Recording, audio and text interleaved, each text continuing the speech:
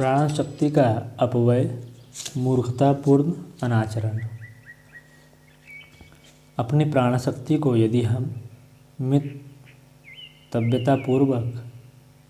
खर्च करें तो जीवन को लंबा और निरोग बनाने में उसका और इस बचत से कुछ महत्वपूर्ण उपार्जन कर सकते हैं। प्राण शक्ति का सबसे अधिक अपव्यय अनावश्यक भोजन भार वहन करने से होता है। शरीर रक्षा के लिए सरल और स्वल्प भोजन की आवश्यकता होती है, किंतु हम दुष्पच रूप में अधिक मात्रा में उसे ग्रहण करते हैं। सोचते हैं कीमती, स्वादिष्ट और अधिक भोजन करने से बलिष्ठ बनेंगे, पर होता ठीक उल्टा है। गरिष्ठ और प्रचुर भोजन जितनी शक्ति उत्पन्न करता है उससे कहीं अधिक अपने पचाने में खर्च करा लेता है।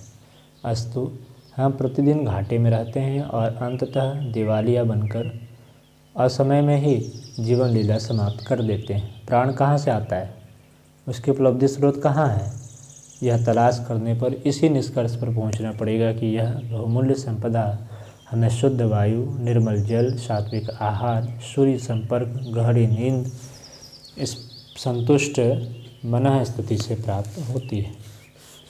इन शक्ति स्रोतों की जितनी उपेक्षा करेंगे, उनसे जितने दूर रहेंगे, उतने ही क्षुण होते चले जाएंगे। कमाई कम और खर्च अधिक करने पर कोई व्यवसाय ठीक तरह नहीं चलता, फिर जीवन व्यवसाय ही कैसा चलेगा। हर काम की सीमा है, मर्यादा में रहकर ही स्थिरता प्राप्त हो सकती है। सामर्थ्य से अधिक काम करना, साधनों से असंबद्ध महत्वाकांक्षाएं गढ़ना, भोगाशक्ति में निमग्न होकर इंद्रियों से अधिक काम लेना, दिनचर्या की नियमितता का ध्यान न रखकर आदि बातें देखने सुनने में कोई बहुत बड़ी गलतियां नहीं मालूम पड़ती, पर वे छोटी होने पर भी चिंगारी की तरह हमारे हंसते खेलते जीवनोद्यान में आग लगा देने के लिए पर्याप्त है। नैतिक और सामाजिक मर्यादाओं को उल्लंघन करने वाला अपनी प्रामाणिकता खो बैठता है और जन सहयोग से वंचित होता चला जाता है। व्यक्तिगत जीवनचर्या में मर्यादाओं का उल्लंघन करने वाला उस बहुमूल्य संपदा को खोता चला जाता है, जिसके आधार पर सर्वतोमुखी प्रगति की संभावनाओं की पृष्ठभूमि बनती है। विषपान से आत्महत्या करने वाले की रक्षा कौन कब तक करेगा? जिन नशा पीकर अपने पैरों कुल्हाड़ी मारने का पर कमर कस ली हैं, उनकी प्राण शक्ति कब तक स्थिर रहेगी? उत्तेजक मसाले भी एक प्रकार से विष ही हैं।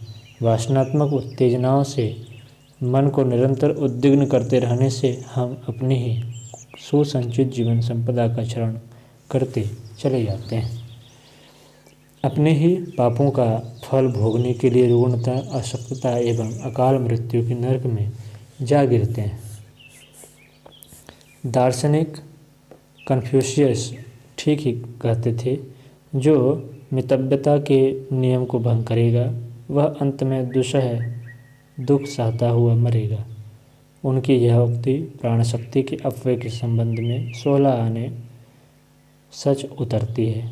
हम अपनी ही जीवन सामर्थ्य से खिलवाड़ करते हैं, उसे अनावश्यक रूप में बर्बाद करते हैं। ऐसी दशा में पग पग पर ठोकर खाने और अशांत असफल रहने का दुष्परिणाम भोगे तो आश्चर्य ही क्या है। आज की कक्षा में इतना ही। अगले शीर्षक की चर्चा हम लोग अगली कक्षा में करेंगे।